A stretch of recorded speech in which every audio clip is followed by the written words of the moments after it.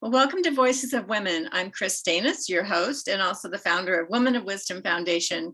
We are celebrating our 30th year for the annual conference, Women of Wisdom Conference. It is March 24th through the 27th, and our theme this year is celebrating our sacred pearls, nourishing the waters of the feminine.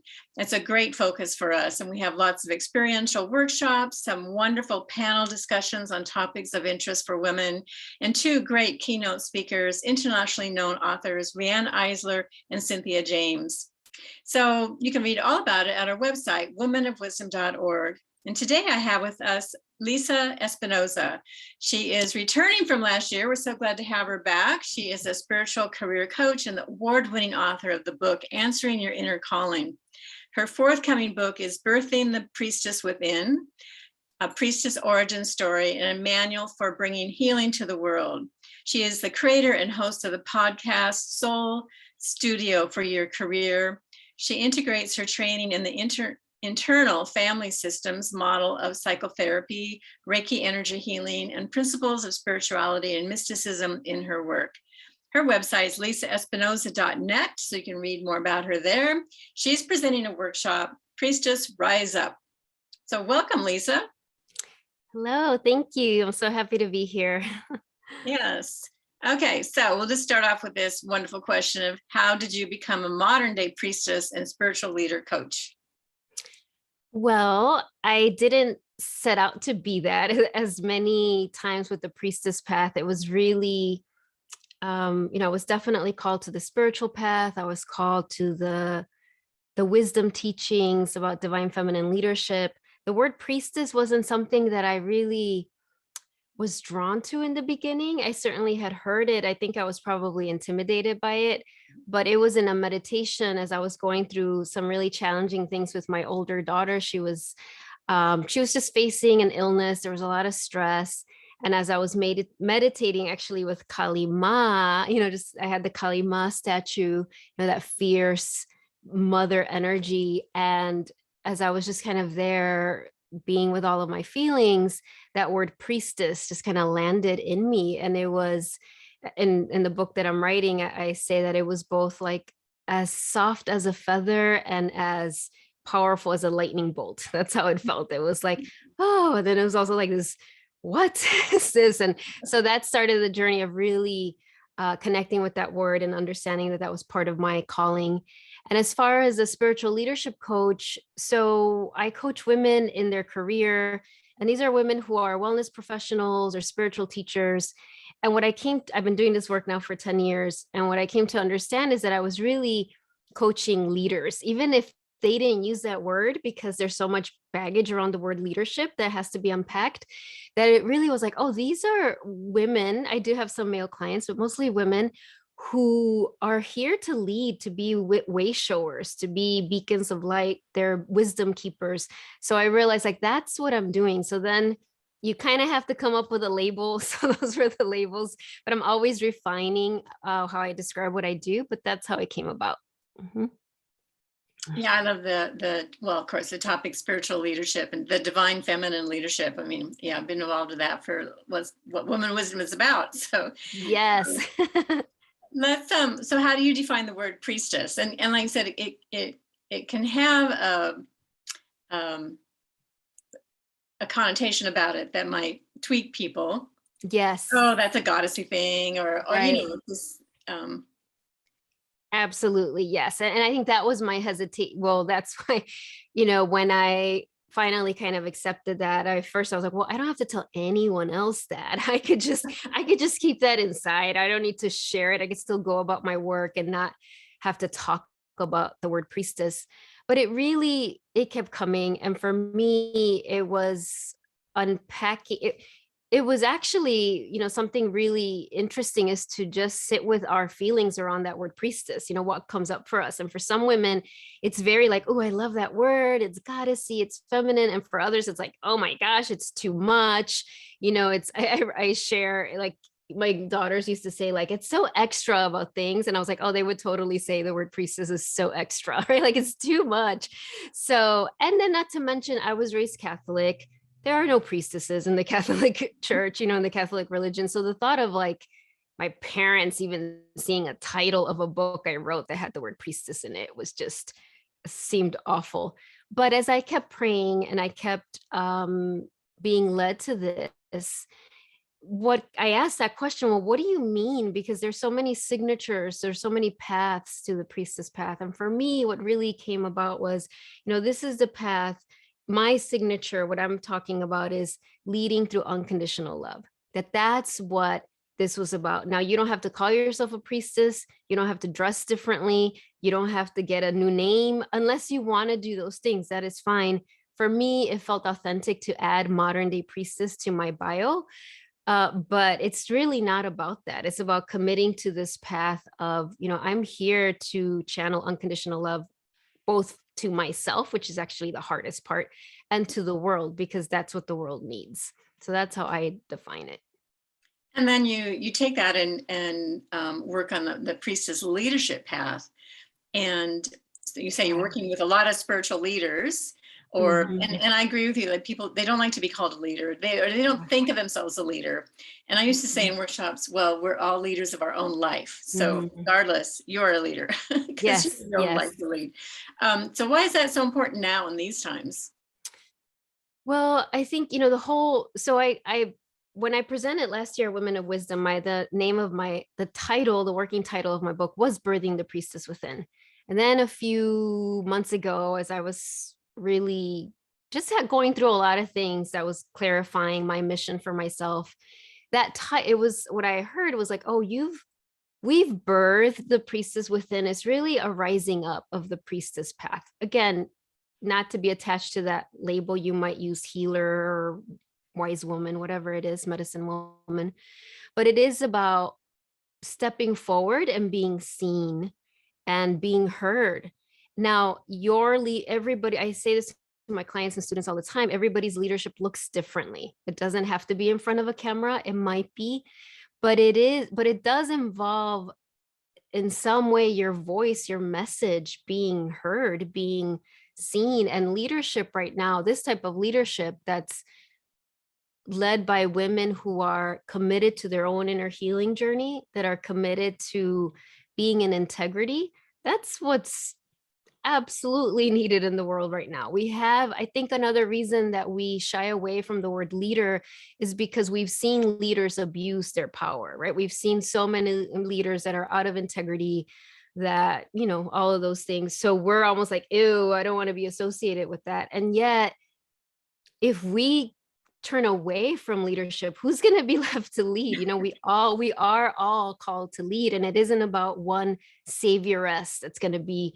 the head leader. It's all of us co-creating, birthing this new earth. So I feel it's an essential thing. It's not a luxury anymore. It's kind of like, yeah, we need to step up to that, to be seen, to be on that stage, whatever it is for us. Right. And you're saying, like with other people. So there's this collaboration model in the feminine model. And also it's not being means you're a leader out there. It doesn't mean you have to be a leader in a big way. You can be a leader in a committee. You can be a leader, maybe a leader with a couple of other people in your church or in an organization, or, it doesn't mean that you have to be out there in the front all the time and having that, which can be stressful. But absolutely, it's all about finding your voice, like you said. It's about, we need more women to step up and share their integrity, their purpose, their gifts. I mean, and that's what we do at Women of Wisdom, where people can explore what their gifts are. So, and some of these people, I imagine that you work with, are very, very highly sensitive, and especially sensitive to move into a leadership model. So how can they, and so there's a lot of overwhelm in that, being out there in the world and being bombarded with all the energies out there. Yeah. Oh my gosh, absolutely. And first of all, I'm a highly sensitive person, right? I'm so sensitive. And so, of course, my clients and students that are drawn to my work are also very sensitive. And I used to shy away from that word. I didn't consider myself a leader. And I realized that part of that for me and for my clients, as you said, because they're so highly sensitive, because they feel so much, that there's both this great longing to help, right? Because it's a beautiful thing to be able to feel compassion and to feel, oh my gosh, the world needs so much. So there's this prayer to to heal, to support, to help. And at the same time, there's this awareness of, I feel like I have no skin. I can just feel like so overwhelmed, or like I'll drown in that, like I'll lose myself. So part of this path absolutely has to be this understanding that self-care, and that's not even the appropriate word. I feel like that is not even really explaining what I mean, but this responsibility that we have to care for ourselves, right? To make sure that we're tending to our physical body, our energy body, our relationships, all of those things that need to be set in place, doing our inner child work, all of that, so that we can discern what are the yeses for us and what are the nos. It doesn't mean that I'm a leader, I have to say yes to everything and I must forget myself. That's the old paradigm that so many of us got frankly burnt out of, so I find that a lot of my clients, they've already had careers where they've done a lot. So they're kind of like, I totally feel like I'm supposed to lead and do more, but I don't want to go back to that like lifestyle of just constant work. And so it is this new paradigm that it's not either or. It's not either I help the world, but I completely deplete myself, or I take care of myself and then I'm just like disconnected from everything, right? So that's really what it's about, is understanding like, no, we can do both, but it's absolutely a practice and it's absolutely something we have to learn. Mhm. And what you're talking about is boundaries too, creating those boundaries for yourself. But I can totally relate, because at my age, when I started Women of Wisdom, Mhm. I guess I was in my early 40s. I had all the energy to do that. And Yeah. now, 30 years later, it's like, well, if I want to do something new, I'm not going to do it the same way. I'm not going to work so hard that, I want to do it with ease and naturally and let that happen. And I think that's really possible. It's just really keeping that focus of what's most important thing for you and how can you do that with ease, Mhm. um, and still be there being present for Yes. for yourself first and then for others. And well, you did mention inner child wounds, and Yeah. that's probably a very important thing, and especially for leaders, to being out there to heal those wounds, because they'll be in your face. Oh my gosh. Yes. In fact, I did a whole series last year called something like Healing Your Inner Teenager so you can step into leadership or something like that, because I've done a lot of inner child work, me personally, and with my clients, absolutely. And realizing that, yeah, as soon as we say yes, right? As soon as we say yes to the invitation of like, okay, I'm going to step into more leadership, our inner child has lots of opinions about that, right? Has a lot of fears, has a lot of, maybe even trauma, like, wait, you're going to be seen more, you're going to be heard more. So all of these come up, and we absolutely, that's why divine feminine leadership, priestess leadership, whatever we want to call it, is so powerful, because I really believe that when we have an ongoing practice of tending to our inner children, because it's children, right? It's not just one inner child, we have multiple children inside of us. When we do that, it keeps us in integrity. It keeps us in this place of, first of all, knowing what our needs are, right? Knowing, like you said, setting boundaries, but also our inner child keeps us honest, right? Like he can really help us tap into our creativity, help us tap into our inner gifts, help us tap into places that perhaps we've been afraid to look at. But when we do, and sometimes we need to do that with support, and that's totally fine, that we can show up and be even more of a healing presence for others. So for me, inner child healing, it's not, it's just essential. It's like non-negotiable as we step forward in the leadership path. And it ensures that we stay in integrity as we lead, which is what the world needs. Mhm. And Mhm. being able to see when things come up and you make mistakes. We all make mistakes. Oh my gosh. It We, is to just, yes, okay, what's going on here? What age am I feeling right now? And go back to that. Okay, exactly. I'm 13 and I'm feeling really embarrassed, or something, whatever it is. Yeah. Going back to that original wound to see where it's coming from, because then you can actually do something about it going forward. If you just ignore it, it's just going to keep popping up and being in your Oh, face. it And, will. I think we both know that one. The inner child will either, we can listen, we can intentionally have a practice where we connect with our inner child, or she, yeah, I'll just use the pronoun she, will find a way to get our attention. Absolutely. And I love that you brought up about, when we make mistakes, which we absolutely will, we will make mistakes on this path of leadership. That's just how we learn. That's what happens. And if we have been shamed or wounded growing up and if we've developed this thing of like perfectionism, like I have to be perfect, I have to like, if I make mistake, I won't be loved, I'll be rejected. Like all of that really limits our ability to put ourselves out there, however that looks like for each of us. And absolutely, that's why I did the whole series on our inner teenager, because our inner teenager has a lot of gifts for us, but also often a lot of wounds that needs tending to. So for sure. Mhm. Mhm. Yes, well, that's great that you're doing this work, and it's so needed. I mean, I think a lot of us in any kind of leadership role, um, it's good to have a coach or someone like yourself Mm. to bounce off, what you're feeling and what you're going through and all that. Yeah. So another aspect of what you work with is the oracular gifts and why they're important for the healing.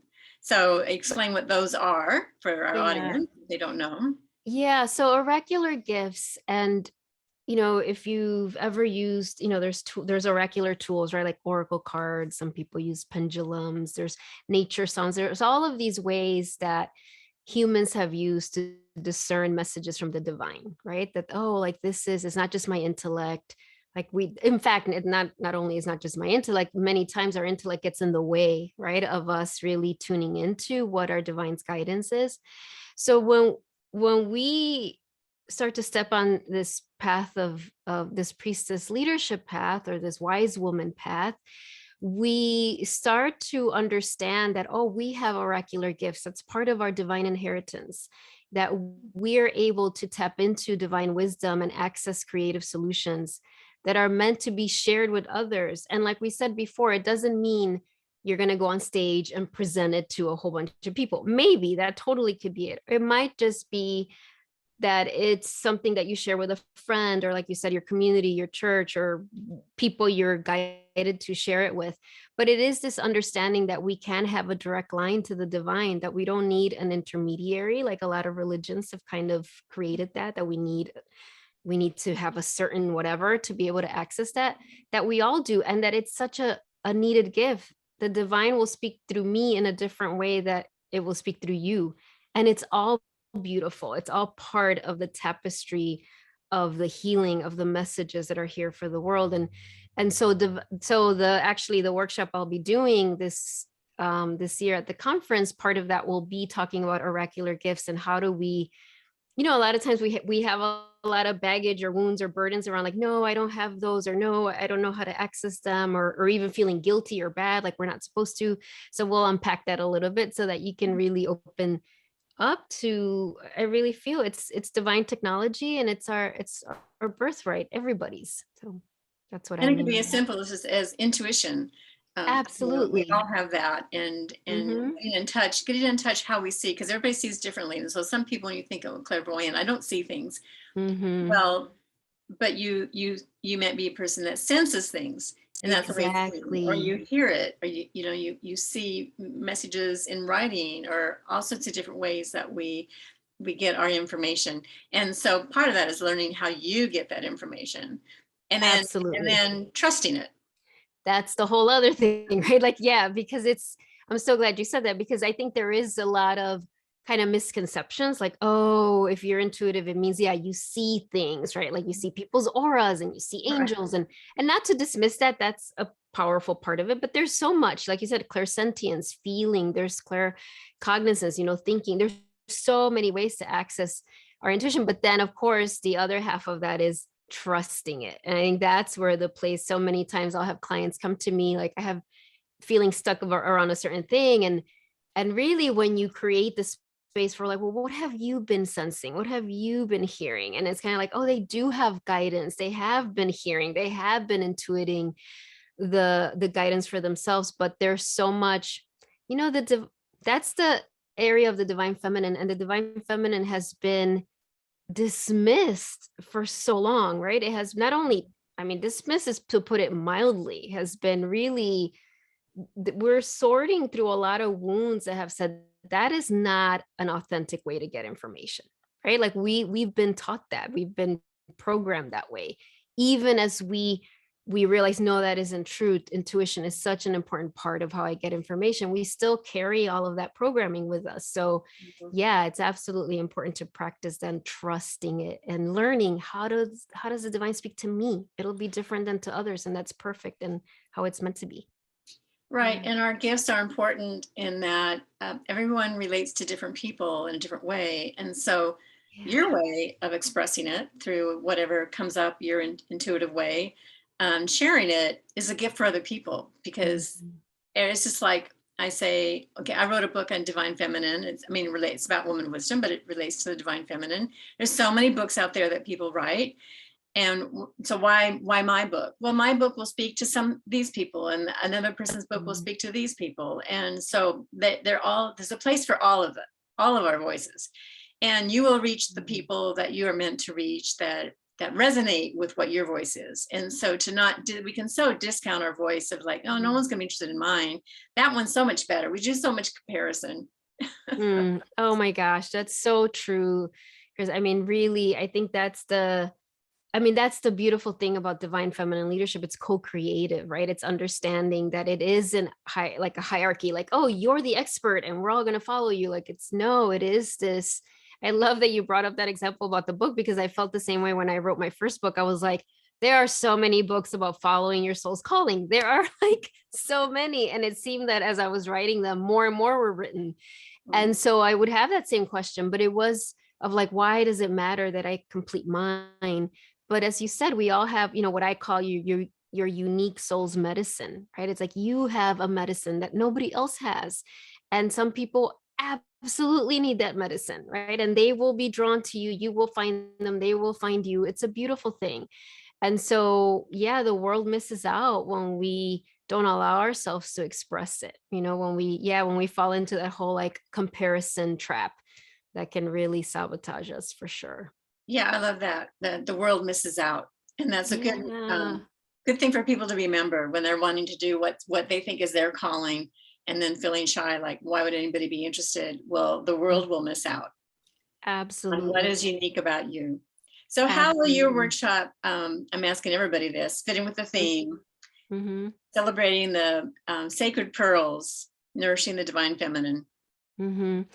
Well, I love that, the sacred pearls, right? That's such a beautiful, beautiful name. And so what I think about with that is, how pearls are created, right? They're so beautiful, they're so unique, and they're created through the grit, right? Through the grit and through the little bit of the struggle, right? So for in this workshop, I'm going to really be inviting women to connect with their story, connect with their pearls of wisdom, to acknowledge that they are leaders, that they are already leading. It isn't about like, oh, you're going to take my workshop and now you're a leader. It's like, no, you are a leader already, but leading you within through journaling, through mantra, through meditation, through some movement, to first of all accept your own pearls, that you are a pearl, that you have these pearls of wisdom, and that you have them to share with others. And so, yeah, I'm very excited to really facilitate this creative co-create this sacred space with other women, so that they can go out there and lead with more joy and ease, and yeah, that the world gets to benefit from their gifts. Yeah. Mhm, mhm. Well, I Mhm, know last year it was a very popular workshop and it'll be just as mhm, good this year. So everybody check it out at the womanofwisdom.org website. mhm. And Lisa, give your website for people to find you. Yes, my website is Lisa Espinosa. So that's LisaEspinosa.net. And so on there, you can read all about what I do. There's a lot of free resources. And if you go to the Start Here tab, there's information on how to schedule a free session with me if you'd like to do that. So, Okay, great. Well, nice to have you on the show today. And I'm still interviewing a lot more people. So everybody stay tuned. It gets posted on our website, gets posted on Facebook. And so look forward to seeing you in March. thank you so much, Chris. Me too. Bye bye.